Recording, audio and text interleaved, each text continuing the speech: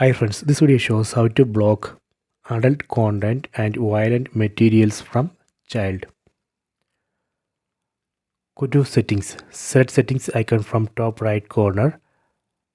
Go to accounts and profiles. Select one profile. Go down, select Google Assistant. Go down, here you can see safe search filter.